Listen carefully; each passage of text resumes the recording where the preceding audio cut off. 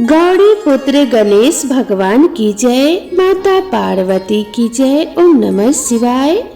नमस्कार दोस्तों, आप सभी को सोम प्रदोष व्रत की हार्दिक शुभकामनाएं। सोम प्रदोष व्रत में भगवान शिव और माता पार्वती जी की पूजा की जाती है। मान्यताओं के अनुसार सोम प्रदोष व्रत करने से व्रत रखने वाले भक्तों के सभी दोष और पापों का नाश हो जाता है। इस व्रत को करने से सुहागिन महिलाओं का सुहाग सदा अटल रहता है। जो भी स्त्री पुरुष जिस कामना को लेकर इस व्रत को करते हैं, उनकी सभी कामनाएं कैलाशपति भगवान शंकर जी की कृपा से पूर्ण होती है। सूत जी कहते हैं कि त्रयोदशी व्रत करने वाले को 100 गौदान का फल भी प्राप्त होता है। इस व्रत को जो भी विधि विधान और तन मन धन से करता है, उसके सभी दुख दूर हो जाते हैं। आप सभी दोस्तों से निवेदन है कि कमेंट बॉक्स में हर हर महादेव अवश्य लिखें और साथ ही साथ वीडियो को एक लाइक जरूर करें। आज की इस वीडियो में मैं आप सभी को सुनाने जा रही हूँ सोम प्रदोष व्रत की बड़ी ही दुर्लभ कथा। आप सभी भक्तजन इन कथाओं को बड़ी ही श्रद्धा और प्रसन्न चित मन से पूरा जरूर सुनिएगा। एक बार प्रेम से बोलिए भगवान भोलेनाथ की जय, माता पार्वती की जय। स्कंद पुराण के अनुसार सूत जी कहते हैं कि विदर्भ देश में सत्यवत नाम से प्रसिद्ध एक राजा थे। धर्म पूर्वक राज्य करते हुए उनका बहुत सा समय सुखपूर्वक बीत गया। एक समय साल्व देश के राजाओं ने विदर्भ देश पर आक्रमण कर दिया। उनके बीच भयंकर युद्ध हुआ। दोनों पक्षों की बहुत सी सेनाएं मारी गई, परंतु अंत में विदर्भ देश के राजा भी उनके हाथों से मारे गए। विदर्भ राज की गर्भवती स्त्री दुखी होकर रात के समय राजभवन से निकलकर वन की ओर चली गई। सुबह होने पर उस रानी ने जलाशय के किनारे एक वृक्ष के नीचे एक सुंदर से पुत्र को जन्म दिया। इसके बाद वह प्यास से व्याकुल होकर जलाशय में पानी पीने गई। इतने में ही एक घड़ियाल ने आकर उसे अपना ग्रास बना लिया। वह बालक पैदा होते ही माता पिता से हीन हो गया। जब वह नवजात शिशु वृक्ष के नीचे पड़ा हुआ जोर जोर से रो रहा था, उसी समय भगवान भोलेनाथ की कृपा से वहां पर एक उमा नाम की ब्राह्मणी पहुंची। वह अपने 1 वर्ष के बालक सूची व्रत को गोद में लिए हुए थी। वह ब्राह्मणी बहुत ही गरीब और विधवा थी। वह भीख मांगकर अपना गुजारा करती थी। उस बालक को रोते हुए देखकर उसने मन ही मन सोचा कि यह तो बड़ी ही हैरानी की बात है कि यह नवजात शिशु, जिसकी अभी तक नाल भी नहीं कटी है, यहाँ पर पड़ा हुआ है। इसकी माता कहाँ चली गई? जब वह ब्राह्मणी सोच में डूबी हुई थी, उसी समय वहां से एक सन्यासी गुजरे। वह ऐसे जान पड़ते थे मानो साक्षात भगवान शंकर हो। उन श्रेष्ठ भिक्षु ने उस स्त्री से कहा कि हे ब्राह्मणी, तुम इस बालक की रक्षा करो, इससे तुम्हें परम कल्याण की प्राप्ति होगी। इतना कहकर वह दयालु भिक्षु वहां से चले गए। उनके जाने के बाद ब्राह्मणी ने उस बालक को लेकर अपने घर की ओर प्रस्थान किया। वह ब्राह्मणी एक चक्र नामक नगर में निवास करती थी। ब्राह्मणी ने उस बालक का अपने बेटे के समान ही पालन पोषण किया और उसका नाम रखा धर्मगुप्त। वह भिक्षा के अन्न से ही अपने पुत्र और राजकुमार दोनों का पालन पोषण करने लगी। एक दिन वह ब्राह्मणी उन दोनों बालकों को साथ लेकर भीख मांगती हुई देव मंदिर में चली गई। उस समय वहां पर संडीले मुनि पधारे हुए थे। चलिए, मुनि को देखकर ब्राह्मणी ने उन्हें प्रणाम करके पूछा कि हे ब्राह्मण, एक सन्यासी के कहने पर मैं इस बालक को अपने घर ले आई हूँ। अभी तक मुझे इसके कुल का पता नहीं चला, फिर भी मैं अपने पुत्र की तरह ही इसका पालन पोषण करती हूँ। अब ज्ञान के नेत्रों से देखकर मुझे बताने की कृपा करें कि यह बालक किस कुल में उत्पन्न हुआ है और इसके माता पिता कौन हैं। तब मुनिवर बोले, यह विदर्भ देश के राजा का पुत्र है। इतना कहकर सांडिल्य मुनि ने उस बालक के पिता के युद्ध में मारे जाने तथा उसकी माता के ग्रह द्वारा ग्रस्त होने का सब समाचार पूर्ण रूप से बता दिया। यह सुनकर ब्राह्मणी को और भी आश्चर्य हुआ। फिर उसने प्रश्न किया कि हे महामुनि, वह राजा सभी भोगों को छोड़कर युद्ध में क्यों मारे गए और इस बालक को यह दृढ़ता कैसे प्राप्त हुई? यह अपने राज्य को कैसे प्राप्त करेगा? यह तो मेरे पुत्र की तरह भिक्षा के अन्न से ही जीवन निर्वाह करता है। इसकी दरिद्रता के निवारण का क्या उपाय है? तब सांडिल्य मुनि बोले, इस राजकुमार के पिता विदर्भ राज पूर्व जन्म में पांडे देश के राजा थे। एक दिन प्रदोष काल में राजा बड़ी भक्ति भाव से त्रिलोकीनाथ महादेव जी की आराधना में मगन थे। उसी समय उनके नगर में बड़ा भारी कोलाहल मचा। उस शोर को सुनकर राजा ने बीच में ही भगवान शंकर की पूजा को छोड़ दिया और राजभवन से बाहर निकल गए। इसी समय राजा का मंत्री शत्रु को पकड़कर उनके समीप ले आया। वह शत्रु पांडे राज्य का सामंत था। उसे देखते ही राजा ने क्रोधपूर्वक उसका मस्तक कटवा दिया। शिव पूजा को छोड़कर नियम को समाप्त किए बिना ही राजा ने रात में भोजन भी कर लिया। इसी प्रकार राजकुमार भी प्रदोष काल में भगवान शिव की पूजा किए बिना ही भोजन करके सो गया। वही राजा अगले जन्म में विदर्भ राज हुआ। शिव पूजा में विघ्न होने के कारण शत्रुओं ने उसके सुख भोग के बीच में ही मार डाला। पूर्व जन्म में जो उसका पुत्र था, इस जन्म में भी राजा का वही पुत्र है। भगवान शिव की पूजा का उल्लंघन करने के कारण यह दरिद्रता को प्राप्त हुआ है।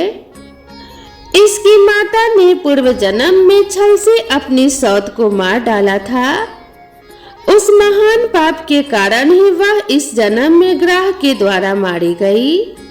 हे ब्राह्मणी, तुम्हारा पुत्र पूर्व जन्म में भी एक ब्राह्मण था। इसने अपना सारा जीवन केवल दान लेने में ही बिताया, यज्ञ आदि सत्कर्म नहीं किए, इसीलिए यह दरिद्रता को प्राप्त हुआ है। उस दोष के निवारण के लिए अब यह भगवान शंकर की शरण में जाए। यदि यह दोनों बालक प्रदोष के दिन भगवान शंकर का पूजन करते रहें, तो वर्ष भर के भीतर ही इनकी दरिद्रता का नाश होगा और राज्य सुख की प्राप्ति होगी। इस प्रकार शरण में आई हुई ब्राह्मणी को मधुर वचनों द्वारा आश्वासन देकर सांडिल्य मुनि ने उनके दोनों बालकों को भगवान शंकर की आराधना के मंत्र का उपदेश दिया। उसके बाद ब्राह्मणी अपने दोनों बालकों को लेकर वहां से चली गई। 4 मास बाद एक दिन ब्राह्मण का पुत्र नदी में स्नान करने गया। वहां उसे धन से भरा हुआ एक घड़ा मिला, जिसे लेकर वह अपनी माँ के पास गया। माँ धन से भरे हुए घड़े को देखकर खुश हो गई और उसने कहा, इसे अपने भाई के साथ आधा आधा बांट लो। मगर धर्मगुप्त ने इस धन में हिस्सेदारी लेने से मना करते हुए कहा, मैं किसी अन्य के भाग का भागी नहीं हो सकता। प्रत्येक व्यक्ति स्वयं के कर्म का फल भोगता है।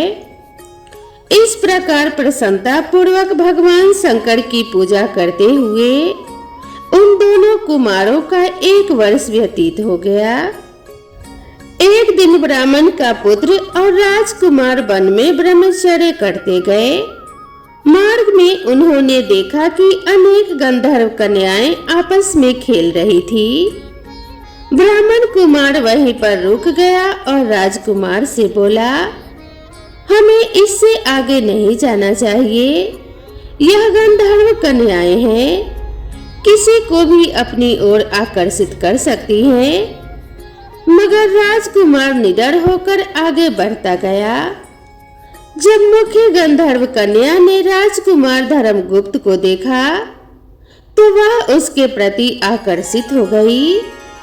उसने अपनी सभी सखियों को फूल चुनने के लिए भेज दिया और राजकुमार के पास आने की प्रतीक्षा करने लगी। उसे अकेला देखकर राजकुमार उसके पास गया और उससे बातचीत शुरू की। उसने बताया, मैं विदर्भ देश का राजकुमार हूँ। मेरे माता पिता अब इस संसार में नहीं हैं और शत्रुओं ने हमारे राज्य पर कब्जा कर लिया है। तब कन्या ने अपना परिचय देते हुए कहा, मैं विदर्भ नामक गंधर्व की पुत्री हूँ। मेरा नाम अंशुम है और मैं गायन में प्रवीण हूँ। उसने यह भी कहा, मैं आपसे विवाह करना चाहती हूँ। इतना कहकर उसने अपने मोतियों की माला निकालकर राजकुमार को पहना दी। तब राजकुमार ने पूछा, तुम राजपाट गवा चुकी राजकुमार के साथ कैसे रह पाओगी और अपने माता पिता की अनुमति के बिना तुम मेरे साथ कैसे आ सकती हो? इस पर अंशुम ने बोला, चाहे जो हो जाए, मैं वही करूंगी जो मैं चाहती हूँ। तुम 2 दिन बाद प्रातः काल यहाँ आकर मुझसे मिलना। इतना कहकर वह वहां से चली गई। राजकुमार ने वापस आकर ब्राह्मणी और उसके पुत्र को सारी बात बताई। वे दोनों बहुत खुश हो गए। 2 दिन बाद राजकुमार पुनः उसी वन में गया। उसने देखा कि अंशुम अपने पिता के साथ उसकी प्रतीक्षा कर रही है। तब गंधर्व राज ने राजकुमार से कहा, मैं कैलाशपुरी गया था। वहां भगवान शिव और माता पार्वती ने मुझे बुलाकर कहा कि धर्मगुप्त नामक राजकुमार राज्य से विहीन होकर भटक रहा है। जाओ और उसका राज्य पुनः प्राप्त करने में उसकी सहायता करो। मैं उनकी आज्ञा के अनुसार अपनी पुत्री अंशुम का हाथ तुम्हारे हाथ में दे रहा हूँ और राज्य प्राप्त करने में तुम्हारी सहायता करूँगा। मेरी पुत्री 1000 वर्ष तक तुम्हारे साथ इस पृथ्वी पर रहेगी और जब तुम शिवलोक में जाओगे तब भी वह इसी काया में तुम्हारे साथ ही रहेगी। भगवान शिव के आदेश के अनुसार धर्मगुप्त और अंशुम का विवाह हो गया। अंशुम के पिता ने अपनी गंधर्व सेना भी राजकुमार को दे दी।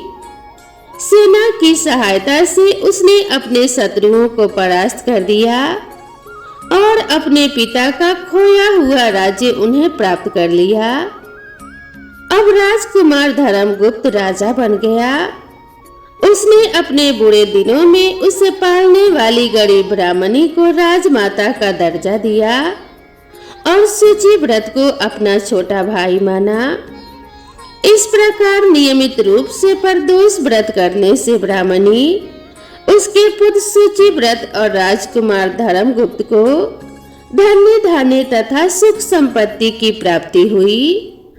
सूत जी कहते हैं कि जो मनुष्य प्रदोष व्रत की इस पुण्य महात्म्य को एकाग्रचित होकर सुनते हैं अथवा पढ़ते हैं, उन्हें 100 जन्मों तक कभी दरिद्रता नहीं होती और अंत में वह ज्ञान के ऐश्वर्य से युक्त होकर भगवान शंकर के परम धाम को प्राप्त होते हैं। तो प्रेम से बोलिए भगवान शंकर की जय, माता पार्वती की जय। अब आइए सुनिए भगवान शिव की बहुत ही पावन कथा। बहुत समय पहले वास्कल नामक गांव में बिंदु नाम का एक ब्राह्मण रहता था। वह अधर्मी, दुरात्मा और महापापी था। उसकी स्त्री बहुत सुंदर थी और उसका नाम चंचला था। वह सदा उत्तम धर्म का पालन करती थी, परंतु बिंदु वैश्यागामी था। इस तरह कुकर्म करते हुए बहुत समय बीत गया। उसकी स्त्री काम से पीड़ित होने पर भी धर्म के नाश के भय से कलेश सहकर भी काफी समय तक धर्म भ्रष्ट नहीं हुई। परंतु आगे चलकर वह भी अपने दुराचारी पति के आचरण से प्रभावित होकर दुराचारी और अपने धर्म से विमुख हो गई। इस तरह दुराचार में डूबे हुए उन पति पत्नी का बहुत सा समय व्यर्थ में बीत गया।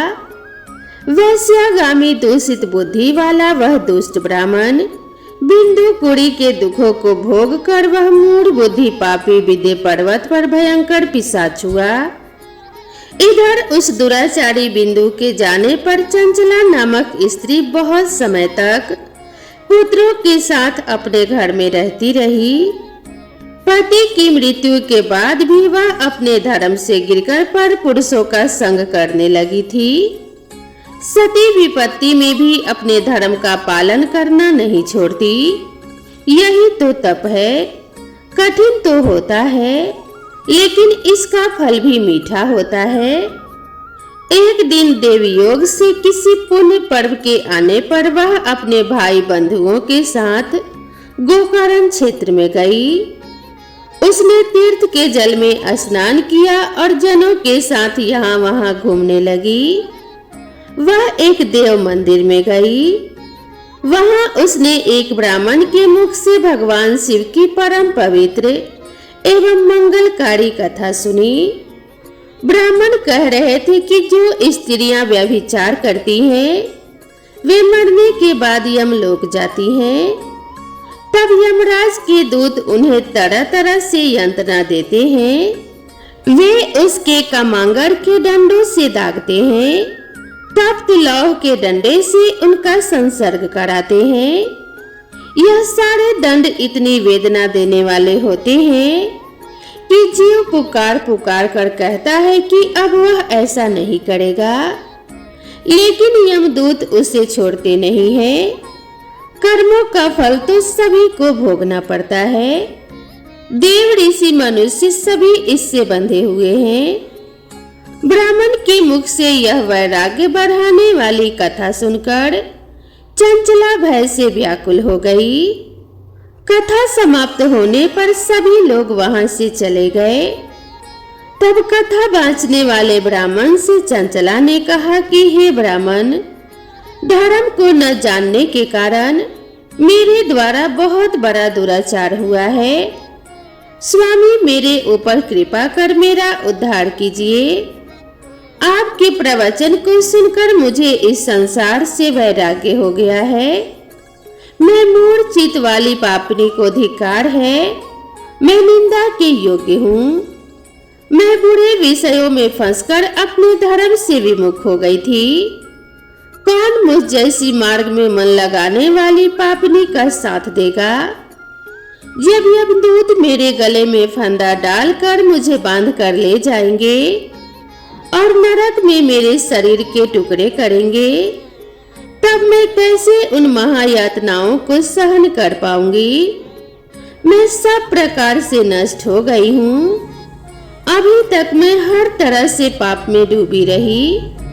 हे ब्राह्मण, आप मेरे गुरु हैं। आप ही मेरे माता पिता हैं। मैं आपके शरण में आई हूँ। मुझ अबला का आप उद्धार कीजिए। इस प्रकार विलाप करती हुई चंचला ब्राह्मण देवता के चरणों में गिर पड़ी। तो ब्राह्मण ने उसे कृपा पूर्वक उठाया और इस प्रकार कहा, नारी, तुम सौभाग्यशाली हो जो भगवान शंकर की कृपा से तुमने वैराग्यपूर्ण यह कथा सुनी है और कथा को सुनकर समय से अपनी गलती का एहसास कर लिया है। तुम डरो मत और भगवान शिव की शरण में जाओ। उनकी परम कृपा से तुम्हारे सभी पाप नष्ट हो जाएंगे। मैं तुम्हें भगवान शिव की कथा सहित वह मार्ग बताऊंगा जिसके द्वारा तुम्हें सुख देने वाली उत्तम गति प्राप्त होगी। शिव कथा सुनने से तुम्हारी बुद्धि शुद्ध हो गई है और तुम्हें पश्चाताप हुआ है तथा मन में वैराग्य उत्पन्न हुआ है। पश्चाताप ही पाप करने वाले पापियों के लिए सबसे बड़ा प्रायश्चित है। जो मनुष्य अपने कुकर्म के लिए प्रायश्चित नहीं करता वह उत्तम गति प्राप्त नहीं करता, परंतु जिसे अपने कुकृत्य पर हार्दिक पश्चाताप होता है वह अवश्य ही उत्तम गति का भागीदार होता है। इसमें कोई शक नहीं है। शुद्ध चित्त में ही भगवान शिव और माता पार्वती का वास होता है। वह शुद्ध आत्मा पुरुष सदा शिव के पद को प्राप्त होता है। इस कथा का श्रवण सभी मनुष्यों के लिए कल्याणकारी है, अतः इसकी आराधना और सेवा करनी चाहिए। हे ब्राह्मण पत्नी, तुम अन्य विषयों से अपने मन को हटाकर भगवान शंकर की इस परम पावन कथा को सुनो। इससे तुम्हारे चित्त की शुद्धि होगी और तुम्हें मोक्ष की प्राप्ति होगी। जो मनुष्य निर्मल हृदय से भगवान शिव के चरणों का चिंतन करता है उसकी एक ही जन्म में मुक्ति हो जाती है। यह कहकर वे ब्राह्मण चुप हो गए।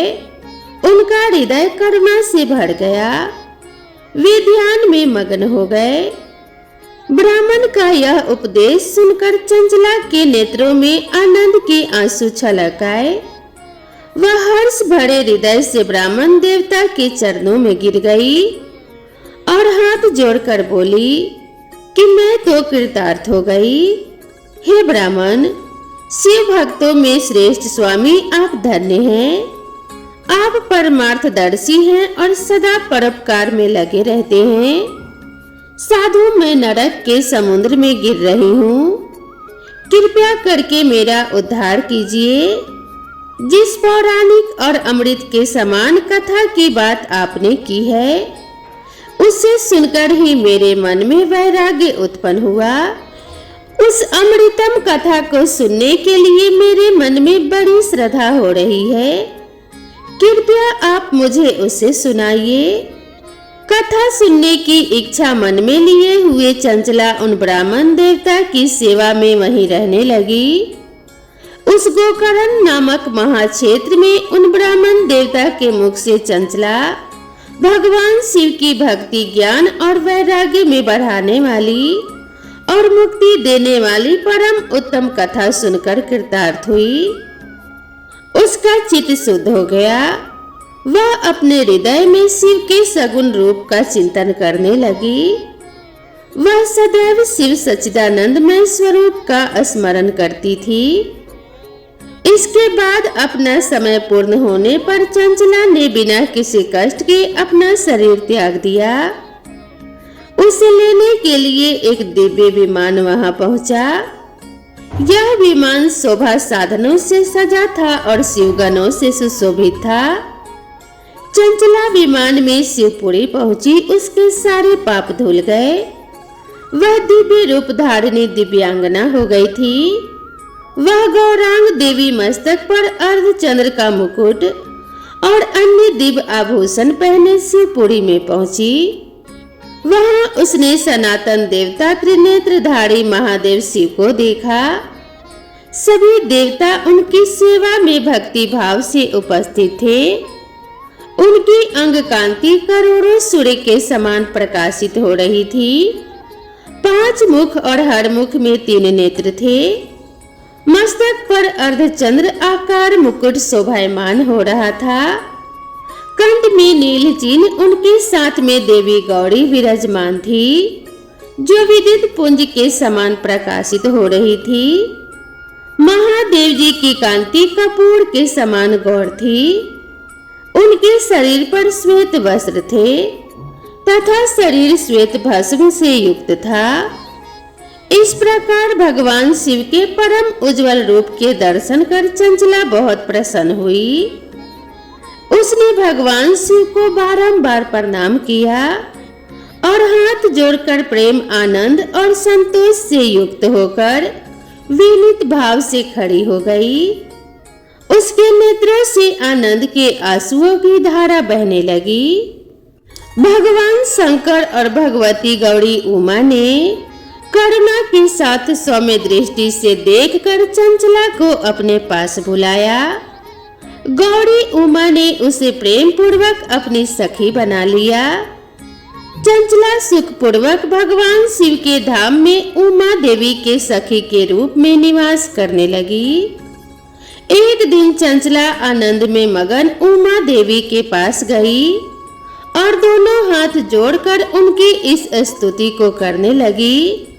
हे गिरिराज नंदिनी, स्कंद माता उमा अब सभी मनुष्यों एवं देवताओं द्वारा पूजित तथा समस्त सुखों को देने वाली हैं। आप शंभु प्रिया हैं, आप ही सगुना और निर्गुणा हैं। हे सच्चिदानंद स्वरूपा, आप ही प्रकृति की पोषक हैं। हे माता, आप ही संसार की सृष्टि, पालन और संहार करने वाली हैं। इस प्रकार सद्गति प्राप्त चंचला देवी की स्तुति कर शांत हो गई। उसकी आंखों में प्रेम के आंसू उमड़ आए। तब शंकर प्रिया भक्तवत्सला उमा देवी ने बड़े प्रेम से चंचला को चुप कराते हुए कहा, सखी चंचला, मैं तुम्हारी इस स्तुति से प्रसन्न हूँ। बोलो क्या वर मांगती हो। तब चंचला बोली कि हे गिरिराज कुमारी, मेरे पति बिंदु इस समय कहाँ हैं? उनकी स्थिति कैसी है? मुझे बताइए और कुछ उपाय कीजिए ताकि हम फिर से मिल सकें। हे महादेवी, मेरे पति एक शूद्र जाति वैश्य के प्रति आसक्त थे और पाप में डूबे ही रहते थे। गिरिजा बोली, बेटी, तुम्हारा पति बिंदु पापी था, उसका अंत बड़ा भयानक हुआ। वेश्या का उपभोग करने के कारण वह मूर्ख नरक में अनेक वर्षों तक अनेक प्रकार के दुख भोग रहा है। अब शेष पाप को भोगने के लिए वंद पर्वत पर पिशाच की योनि में रह रहा है और वह दुष्ट वहीं वायु पीकर रहता है और सब प्रकार के कष्ट सहता है। गौरी देवी की यह बात सुनकर चंचला अत्यंत दुखी हो गई। फिर मन को किसी तरह स्थिर करती हुई दुखी हृदय से माँ गौरी से उसने एक बार फिर पूछा कि हे महादेवी, मुझ पर कृपा कीजिए और मेरे पापी पति का अब उद्धार कीजिए। कृपया करके मुझे वह उपाय बताइए जिससे मेरे पति को उत्तम गति प्राप्त हो सके। गौरी देवी ने कहा, यदि तुम्हारा पति भगवान शिव की पुण्यमय उत्तम कथा सुने तो वह इस दुर्गति को पार करके उत्तम गति का भागी हो सकता है। अमृत के समान मधुर गौरी देवी के यह वचन सुनकर चंचला ने दोनों हाथ जोड़कर मस्तक झुकाकर उन्हें बार बार प्रणाम किया और प्रार्थना की कि मेरे पति को भगवान शिव की कथा सुनाने की व्यवस्था कीजिए।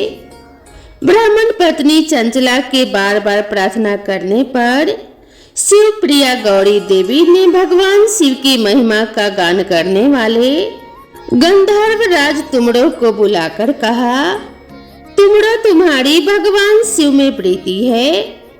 तुम मेरे मन की सभी बातें जानकर मेरे कार्यों को सिद्ध करते हो, तो मेरी इस सखी के साथ वंद पर्वत पर जाओ। वहाँ एक महाघोर और भयंकर पिशाच रहता है। पूर्व जन्म में वह पिशाच बिंदु कुड़ी हो गया था। वह स्नान, संध्या आदि नित्य कर्म छोड़कर अपवित्र रहने लगा। क्रोध के कारण उसकी बुद्धि भ्रष्ट हो गई थी। दुर्जनों से उसकी मित्रता तथा स्वजनों से उसका द्वेष बढ़ गया था। वह अस्त्र शस्त्र से हिंसा करता, लोगों को सताता और उनके घरों में आग लगा देता था। चंडाल से दोस्ती करता और रोज वैश्या के पास जाता था। पत्नी को त्याग कर दुष्ट लोगों से दोस्ती कर उन्हीं के संपर्क में रहता था। वह मृत्यु तक दुराचार में फंसा रहा। मृत्यु के बाद उसे पापियों के भोग स्थान यमपुरी में ले गए। वहां घोर नरक को सहकर वह इस समय विंध्य पर्वत पर पिशाच बनकर रह रहा है और अपने पापों का फल भोग रहा है। तुम उसके सामने परम पुण्यमय पापों का नाश करने वाली भगवान शिव की दिव्य कथा का प्रवचन करो। इस कथा को सुनने से उसका हृदय सभी पापों से मुक्त होकर शुद्ध हो जाएगा और वह प्रेत योनि से मुक्त हो जाएगा। दुर्गति से मुक्त होने पर उस बिंदु नामक पिशाच को तुम विमान में बिठाकर भगवान शिव के पास ले आना। माँ उमा का आदेश पाकर गंधर्व राज तुरंत प्रसन्नता पूर्वक अपने भाग्य की सराहना करते हुए चंचला को साथ लेकर विमान से पिशाच के निवास स्थान विंध्य पर्वत पर गया। वहां पहुंचकर उसने विशाल आकृति वाले पिशाच को देखा। उसका शरीर विशाल था, उसकी ठोड़ी बड़ी थी। वह कभी हंसता, कभी रोता, कभी उछलता था। महाबली तुमर ने बिंदु कुड़ी के पश्चात तुमर ने कथा वाचन के लिए स्थान तलाश कर मंडप की रचना की। शीघ्र ही इस बात का पता लोगों को चल गया कि एक पिशाच के उद्धार हेतु देवी पार्वती की आज्ञा से तुमर भगवान शिव की कथा सुनाने विंध्य पर्वत पर आए हैं। उस कथा को सुनने के लोभ से बहुत से देवर्ष वहां पहुंच गए। सभी को आदर पूर्वक स्थान दिया गया। पिशाच बिंदु को आसन पर बिठाया गया। तब तुमर ने परम उत्तम भगवान शिव की अमृत कथा का गान शुरू किया, जिससे सभी श्रोता कृतार्थ हो गए। परम पुण्यमय कथा को सुनकर पिशाच सभी पापों से मुक्त हो गया और उसने पिशाच शरीर का त्याग कर दिया। शीघ्र ही उसका रूप दिव्य हो गया और उसका शरीर गौर वर्ण का हो गया। शरीर पर श्वेत वस्त्र एवं पुरुषों के आभूषण आ गए। इस प्रकार दिव्य देहधारी बिंदु अपनी पत्नी चंचला के साथ स्वयं भी भगवान शिव का गुणगान करने लगा। उसे दिव्य रूप में देखकर सभी को बहुत आश्चर्य हुआ। उसका मन परम आनंद से परिपूर्ण हो गया। सभी भगवान महेश्वर के अद्भुत चरित्र को सुनकर कृतार्थ होकर उनका यशोगान करते हुए अपने अपने धाम को चले गए। बिंदु अपने पत्नी चंचला के साथ विमान में बैठकर शिवपुरी की ओर चल दिया। महेश्वर के गुणों का गान करता हुआ बिंदु अपनी पत्नी चंचला और तुमर के साथ शीघ्र ही शिवधाम पहुंच गया। भगवान शिव और देवी पार्वती ने उसे अपना पार्षद बना लिया। दोनों पति पत्नी सुख पूर्वक भगवान महेश्वर एवं देवी गौरी के श्री चरणों में अविचल निवास पाकर धन्य हो गए। तो प्रेम से बोलिए उमा महेश्वर भगवान शिव की जय। तो दोस्तों, इस प्रदोष व्रत की कथा का श्रवण करने मात्र से सभी पापों से मुक्ति मिल जाती है और सभी प्रकार के सुखों की प्राप्ति होती है। तो मैं भगवान शिव से प्रार्थना करती हूँ कि इस कथा को सुनने वाले सभी भक्तों का कल्याण करें, उनके हृदय में अपनी भक्ति स्थापित करें और उनके जीवन से सभी दुखों का नाश करके सुखों की प्राप्ति कराएं। इसी कामना के साथ आज की वीडियो को समाप्त करती हूँ। मिलते हैं इसी तरह की अगली वीडियो और अगली कथा के साथ। तब तक के लिए राधे राधे।